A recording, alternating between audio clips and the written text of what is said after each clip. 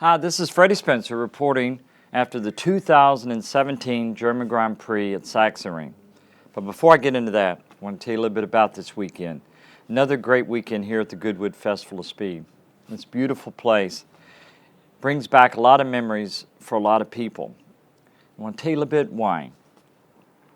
One is it celebrates the many different disciplines of motorsports. I've been coming here for almost 20 years now. The first time John Surtees invited me when he was a couple years into putting together the motorcycle portion of this Festival of Speed. And it was such a great honor. It's really grown since then in so many ways. One, of course, the amount of fans, the amount of equipment, the amount of cars and motorcycles, and all the different ways that they're displayed. But one thing hasn't changed about this great event, and that's what it gives people. You know, ultimately, that's what it's all about, is what we share through motorsports, the passion, the excitement. Certainly, the fact that it brings back memories for a lot of people when they were younger, things that inspired them to achieve, whether it's in motorsports or in anything that they do.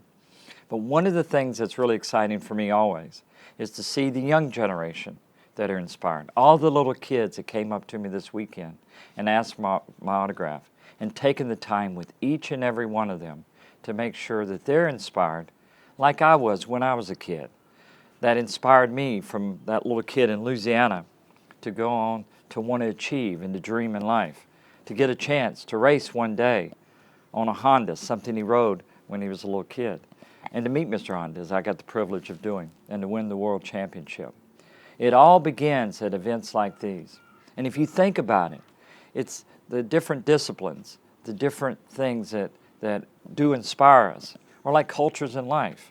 You know, the key is not to dismiss anything. And that's what I love about this event. Everything is celebrated. All different people, different races come together with one passion, to be inspired and to be able to enjoy this beautiful place. Now getting to the race. The Sachsenring circuit, I had the chance to ride a couple of weeks ago on a 500 GP bike. And I'd ridden there last year for the first time. It is a very tight circuit. The corners so close together. And in fact, it's kind of hard in many ways to build momentum. You just kind of get into a corner and then you're into the next one. So on a bike with 260 horsepower like the MotoGP bike, it's really a challenge for the riders. They spend so much time on the edge of the tire trying to carry, like I said, momentum and just getting from point A to point B. So how they adjust the electronics, really the patience that's required to be able to ride around a tight circuit like Sachsenring is one of the real keys. The other thing that was really interesting, when you looked at it, was the fact of the struggles of the Yamahas.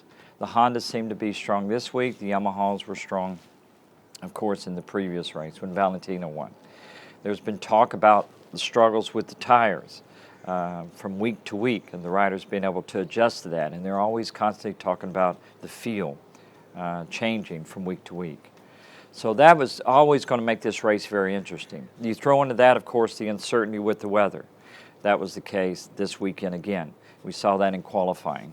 So there was a lot of interesting dynamics that fell into this. With the championship so close, all the riders are feeling a lot of pressure. Viñales talked about he really need to get back up there on the podium. That was going to be one of the stories. The other is Mark, only winning one race so far this year. Could he win a race there? If he got pole position as he did, that's 8 years in a row across all the different classes, Moto3, Moto2, and now MotoGP. So we knew he was going to be strong. The Tech 3 guys, it's an interesting story. They're on the 2016 Yamaha versus the factory guys on the 2017 with Viñales and Rossi. Who was going to come out on top in the race? So the race was certainly going to be interesting, especially if it was mixed conditions, but it ended up being dry, and it kind of went along the lines of what we expected, or what I expected. I figured Mark would be very tough as he was in the race. Petrostra, you know, of course, with the difficulty of the tires. Danny, he was there. But the surprise for me was Folger.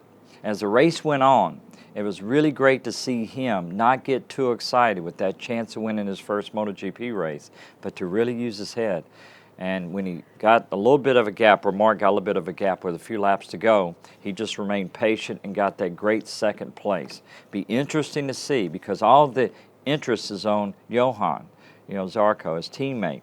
We'll see that if Folger can kind of carry that momentum forward. And then there was that great battle between Viñales and Rossi.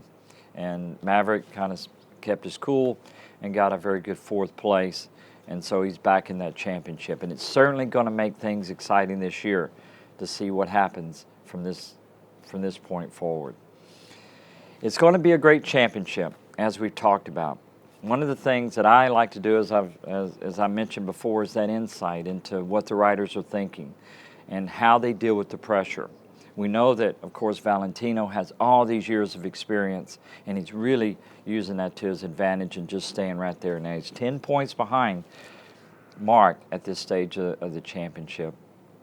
And we still haven't seen that great battle that we've all been expecting between Viñales and Mark.